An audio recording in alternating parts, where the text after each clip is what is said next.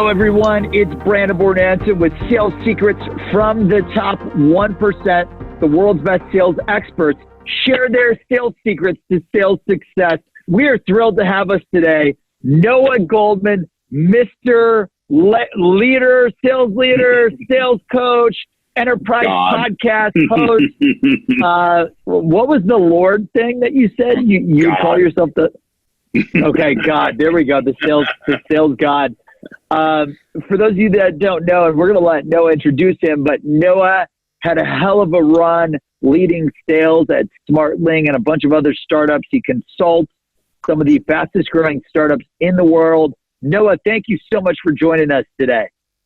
No, thank you, Brandon. Thank you. Really appreciate the opportunity. And for those that don't know you, give us a quick background about you, how you got into sales, where you worked, the types of sales that you were doing. You know, we've got 23 minutes, so I want to do a little bit about your background, and then we're going to get into the nitty gritty around your sales secret. Yeah, sure. Lots of secrets. Yeah. So I've always been entrepreneurial in a lot of different ways. I started a couple businesses, consulting, which is that's back what I'm doing now. I actually started in TV production many, many moons ago, went to business school. Then after that, I went into technology. And when I was in technology, I worked on finance, M&A, working on multi-million-dollar deals there. And from that, I realized that really sales is what drove the needle. So I went and worked at a few companies, sales operations, because I really became a big proponent of the idea of process, because I realized that most organizations were really shitty on sales process. And from that was what allowed me to get into some of my entrepreneurial efforts, right? When I realized that it was really two things were the most important for a lot of organizations. One was, are they able to sell properly? And also they have the right people in their organization. So I did some of my consulting was in HR, human resources, hiring.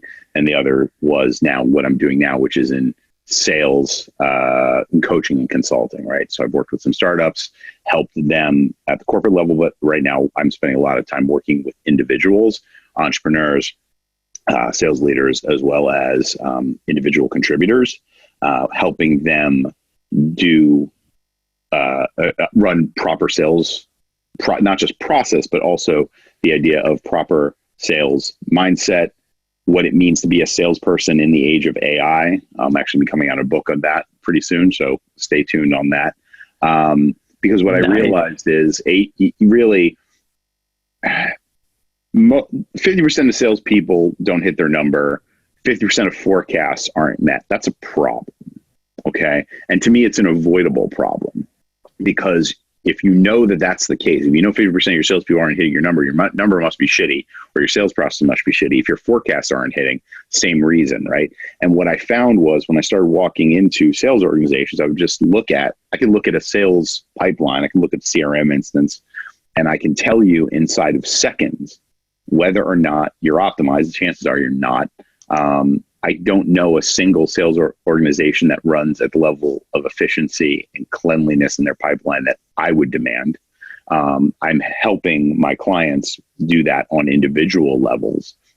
But, when I'll walk into an organization and I'll see, a deal at 90% that hasn't been touched in 180 days, right? I'm just like, this deal's not going to fucking close. Oh my gosh. You call it hopium. Well, you call it hopium, right? And to be fair, that's more common than you would think, right? I mean, that's actually more the rule than it is the exception, because we allow in sales organizations a lot of this deception about what it means to have a real deal. So I'm a big proponent of saying, look, how can we prove that a deal is real? And all the experience I've had working with the organizations, helping organizations, and working with individual salespeople is that this problem is, again, endemic, which means I'll probably have more work than I'll ever need for the rest of my life if I choose to just do that. But that's amazing. But it's just where I feel the need is, because I just see so much waste there. Unbelievable. Wow. So I've got a few questions for you, just because that was like a hell of a intro, like going from M&A over to. And by the way, I'm gonna just see, because I called in on my phone. I'm gonna pause this.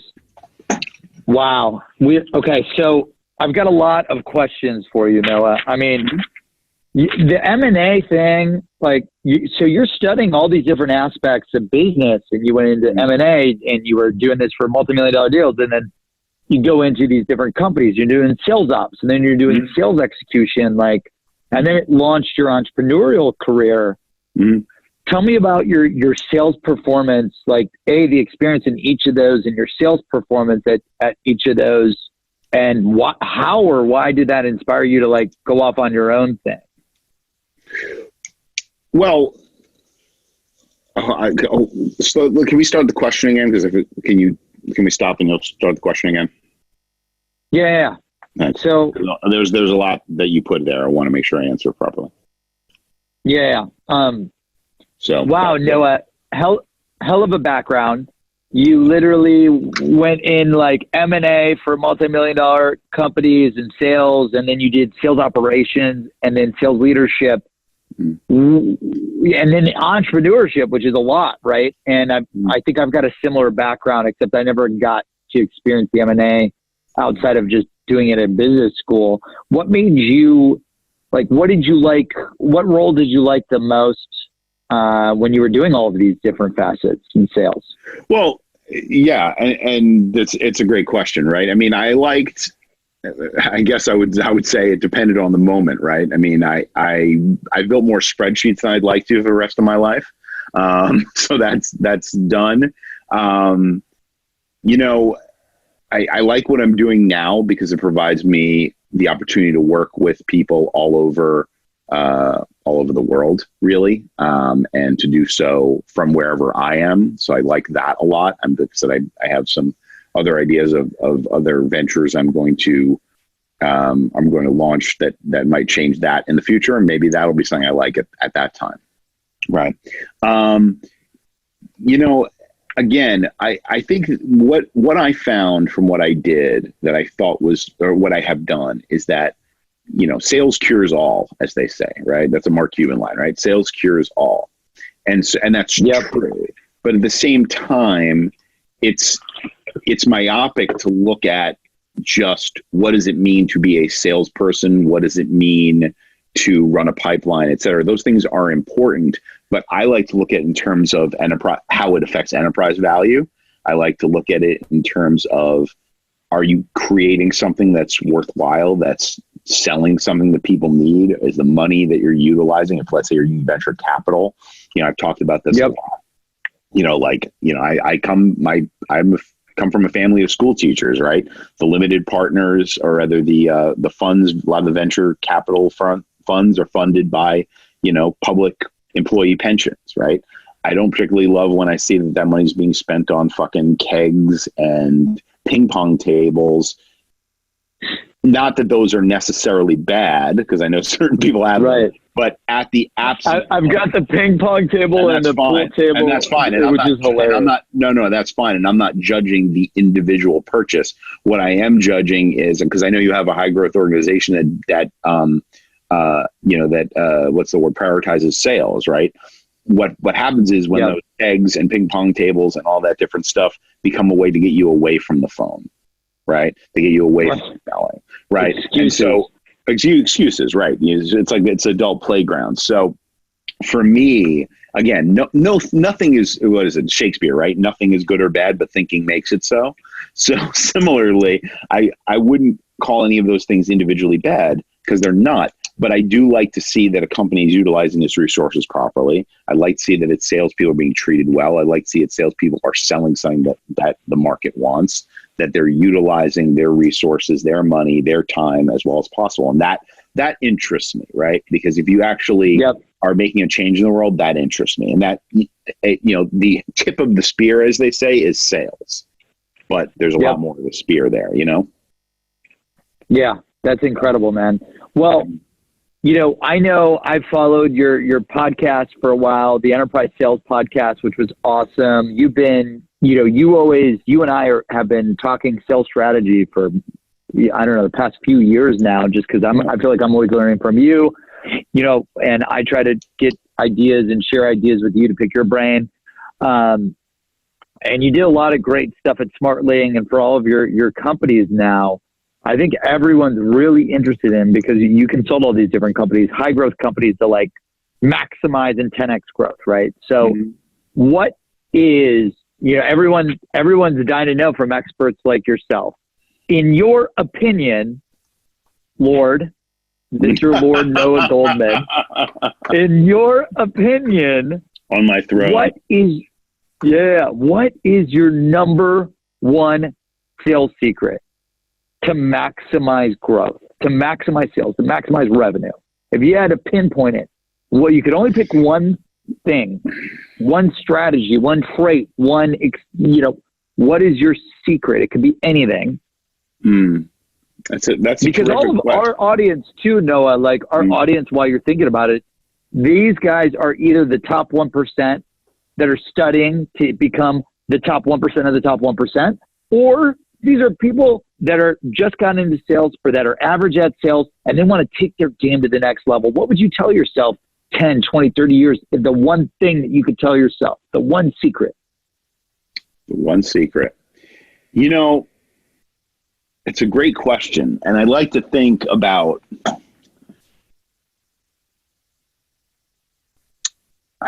there's so many different things that I could say, but I'll try to think of sort of the highest level. And that is this. And you're a big like, I know you're a big, like Tim Ferriss, you're a big productivity hack guy, which I love. And you were, before this book interview and podcast, you were coaching me on like, Brandon, you got to stop doing stuff that doesn't move the needle, which I love, and maximize productivity. Like, think of it as like Pareto's law or 80-20 rule, whatever it may be. What's that one thing? I think, I get it. And by the way, that is an important thing, but it's not the number one thing. And yes, be a good steward of your own time, right? That having been said, I would say everything comes down to this one idea, which would be this: sales is a service. All right. In the world of AI that is coming, all right, I don't want to talk to a salesperson. Salespeople don't want to talk to salespeople. Okay. They want to press a button that says, buy this. All right. That's what they want to do.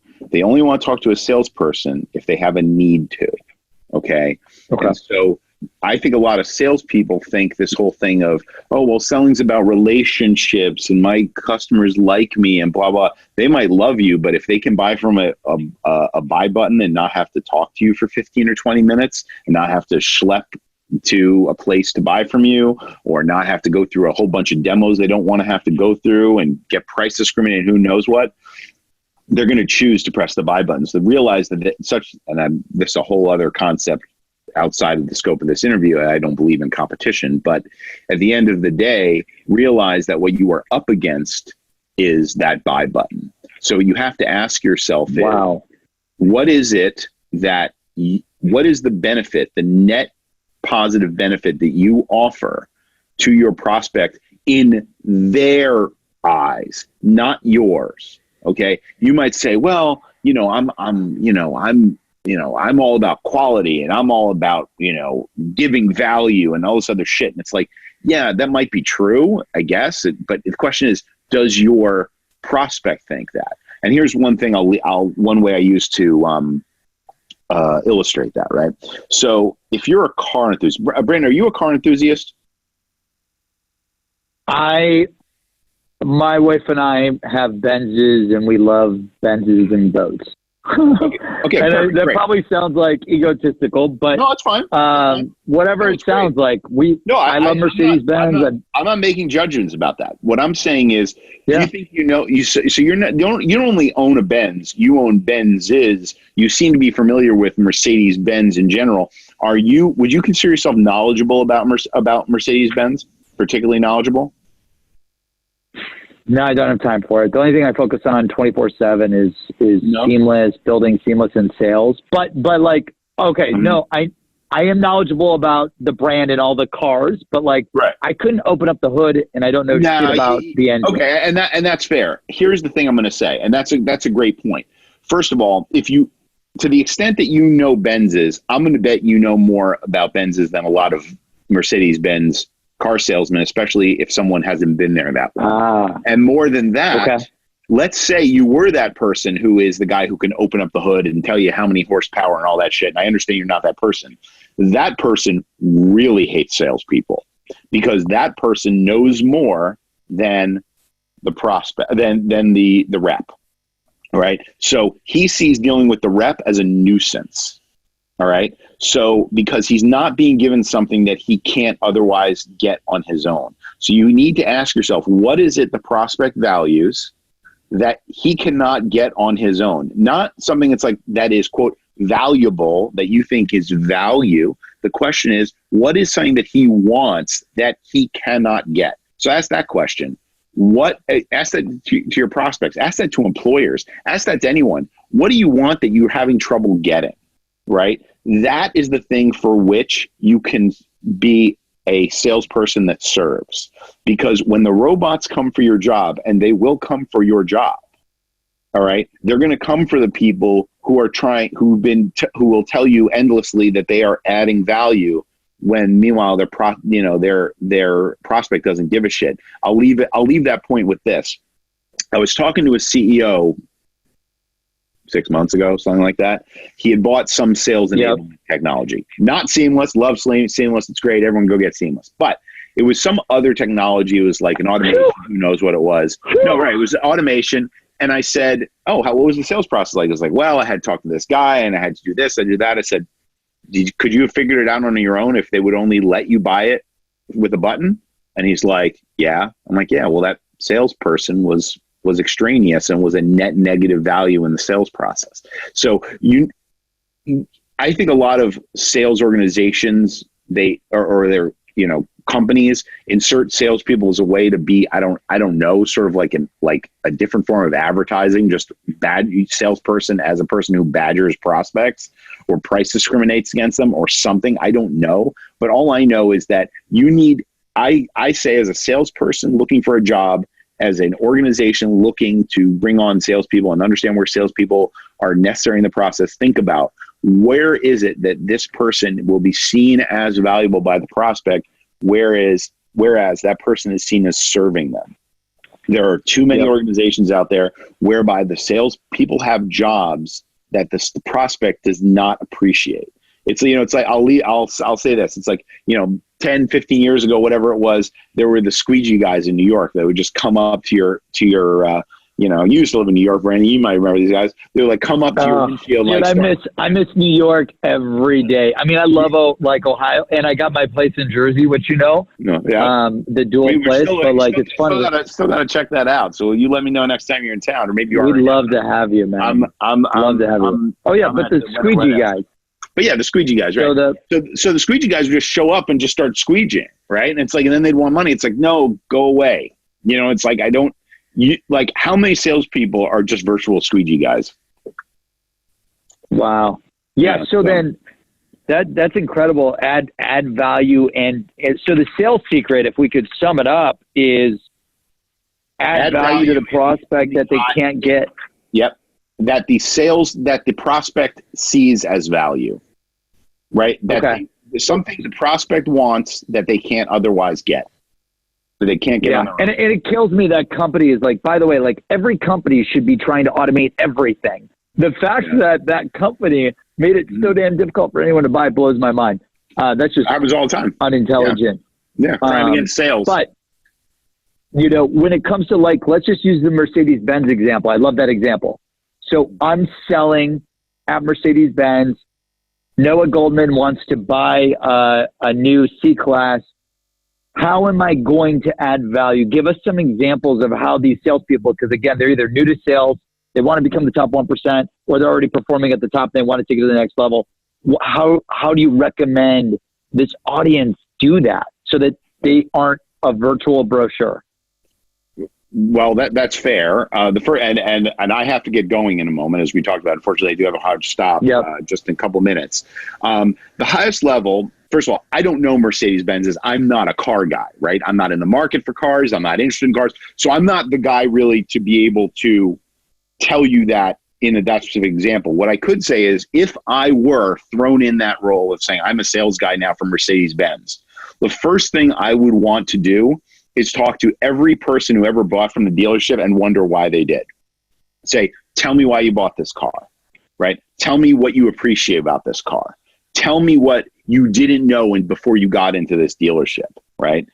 And I'll say this, like I said, with to the end, if people want to go, they can look at the guy who is the world record highest world record car salesman. He made the record last year. He lives in Michigan. His name is Ali Reedy. I did a podcast with him, and this guy sold like 1,500 units in a year. It was crazy. How did you hear about that guy? How did you even look that up? It was in the news. He beat like a 40-year record. But like I said, and then unfortunately I do have to go. But like, you can look at the podcast I did with him. He was a guy who, again, it was about how do I serve, not how do I sell. You figure that out, you figured out the sales game. Wow. How do I serve versus how do I sell? Amazing secret. And last thing, I know you got to run, but if you can go back 10, 20, 30 years when you first started selling, what would the one piece of advice be in addition to the sales you'd create?